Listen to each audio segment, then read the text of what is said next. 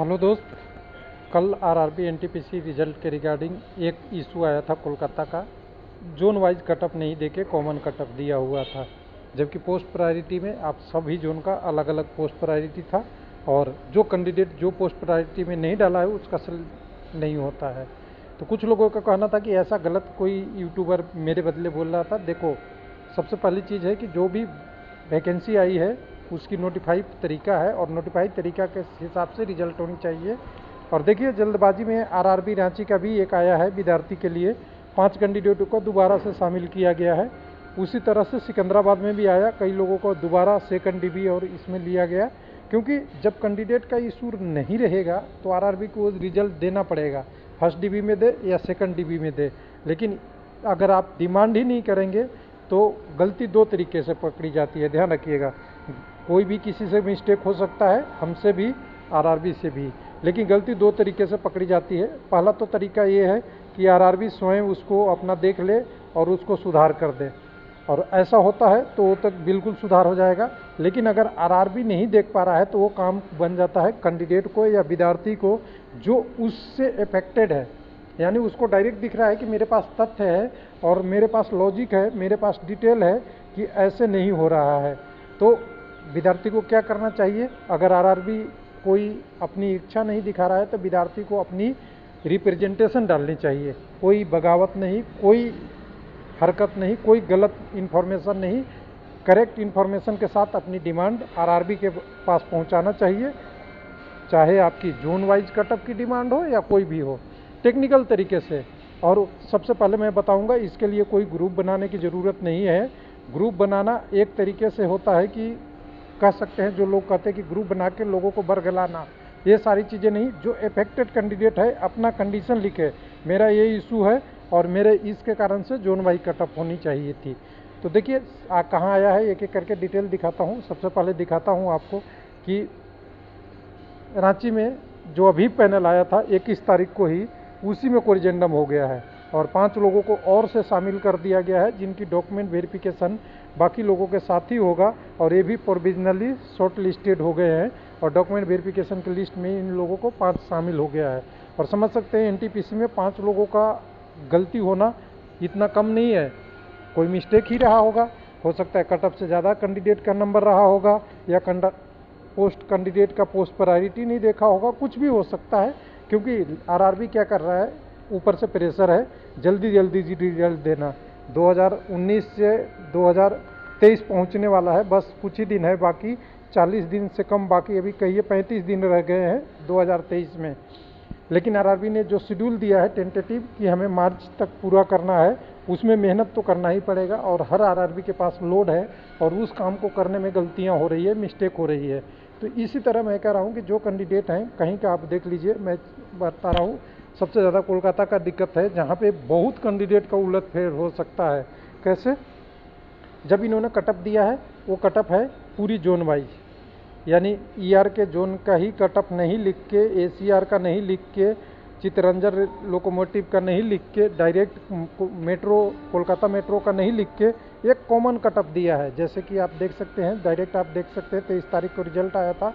तो कोलकाता का कटअप अगर देखेंगे तो आपको यहाँ दिखेगा कि जैसे गुडगार्ड्स है, तो ये कोलकाता का नहीं है, ये तो आपका वहाँ का है, बेंगलुरु का। इसी को एग्जाम्पल देने के लिए रखा हूँ।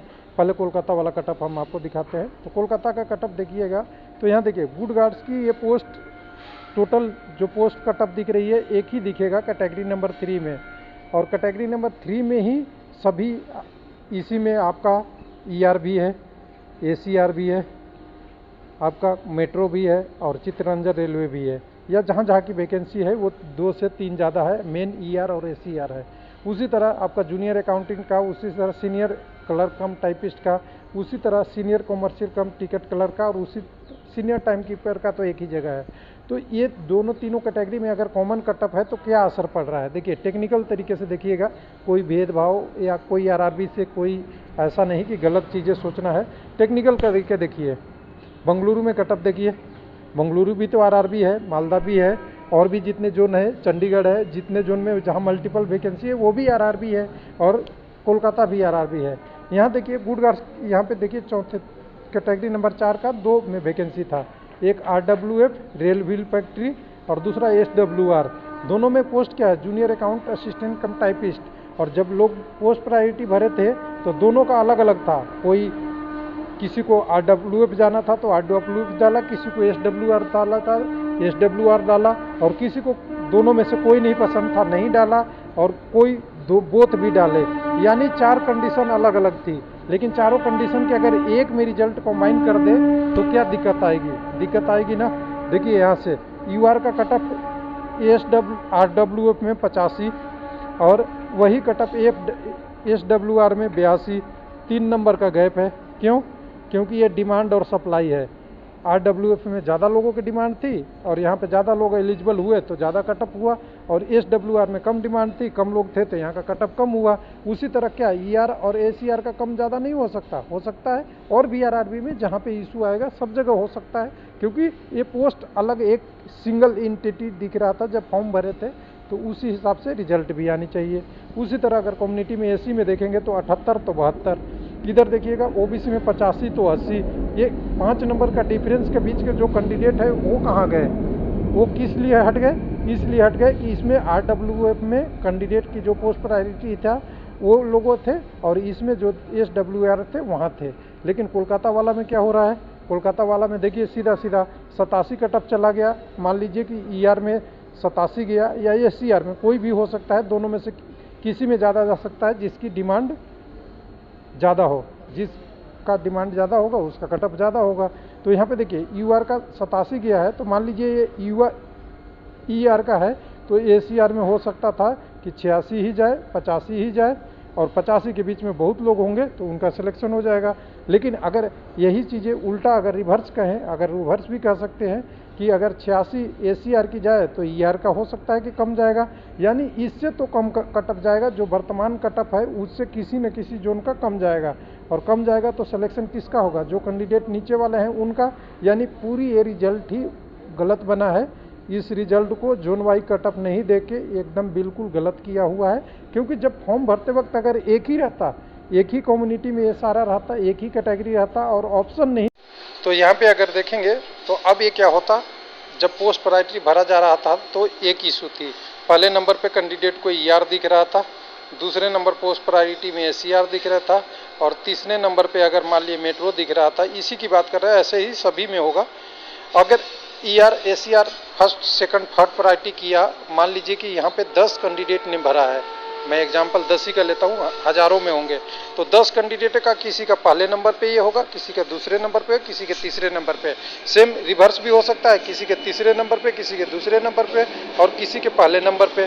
सेम और कंडीशन हो सकता है, किसी का दूसरे नंबर पे, किसी के तीसरे पे, किसी के पहले पे, फिर और रिवर्स हो सकता है, किसी का दूसरे पे, किसी के पहले पे, फिर तीसरे पे। ऐसे ऐसे जितने भी प्रोबेबिलिटी है सब पोस्ट प्रायोरिटी में होगा। और जब कटअप दिया जा रहा है तो कटअप क्या दिया जा रहा है, बिल्कुल सिंपल सी एक ही कटअप।